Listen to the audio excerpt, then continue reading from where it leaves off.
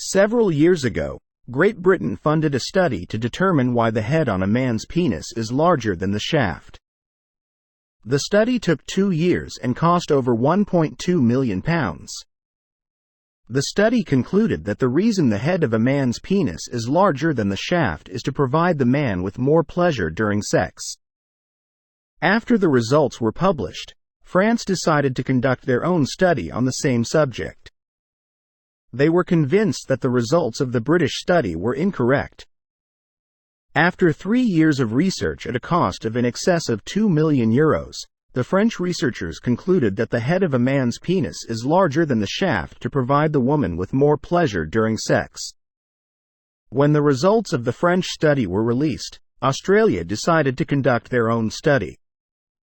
The Aussies didn't really trust British or French studies.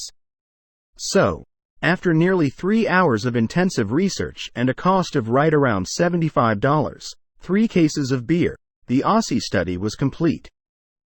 They concluded that the reason the head on a man's penis is larger than the shaft is to prevent your hand from flying off and hitting you in the forehead.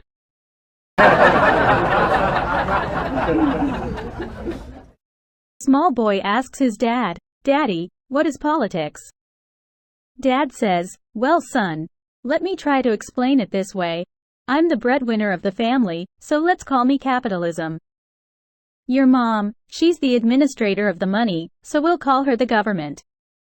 We're here to take care of your needs, so we'll call you the people. The nanny, we'll consider her the working class. And your baby brother, we'll call him the future." Now, think about that and see if that makes sense. So the little boy goes off to bed thinking about what Dad has said. Later that night, he hears his baby brother crying, so he gets up to check on him. He finds that the baby has severely soiled his diaper. The little boy goes to his parents' room and finds his mother sound asleep. Not wanting to wake her, he goes to the nanny's room. Finding the door locked, he peeks in the keyhole and sees his father making love with the nanny. He gives up and goes back to bed. The next morning, the little boy says to his father, "Dad, I think I understand the concept of politics now." The father says, "Good, son, tell me in your own words what you think politics is all about." The little boy replies, "Well, while capitalism is screwing the working class, the government is sound asleep, the people are being ignored, and the future is in deep shit." A young man walks up and sits down at the bar. "What can I get you?" the bartender inquires. "I want 6 shots of tequila," responded the young man. "6 shots? Are you celebrating something?" "Yeah, my first blowjob." "Well, in that case, let me give you a 7th on the house." "No offense, sir, but if 6 shots won't get rid of the taste, nothing will." Teacher and her 3 boy students. "Teacher, why did you laugh?" Boy 1. "I saw a strap of your bra." Teacher, you're punished to stay out of school for 1 week. Boy 2 laughed. Teacher, why did you laugh? Boy 2, I saw your bra straps. Teacher, you are punished to stay out of school for 1 month. Teacher bent down to pick up a chalk. Boys 3 started walking out of the class. Teacher, why are you leaving? Boy 3, I think my school days are over.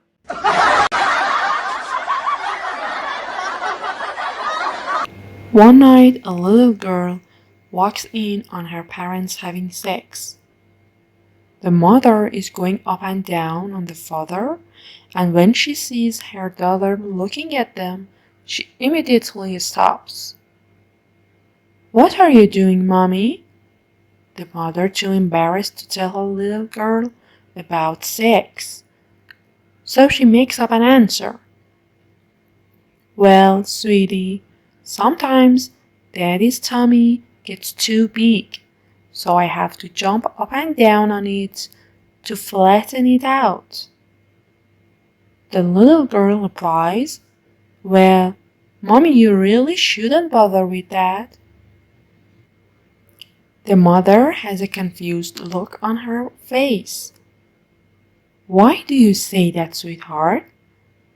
The little girl replies, Because, Mommy, every time you leave in the morning, the lady next door comes over and blows it back up.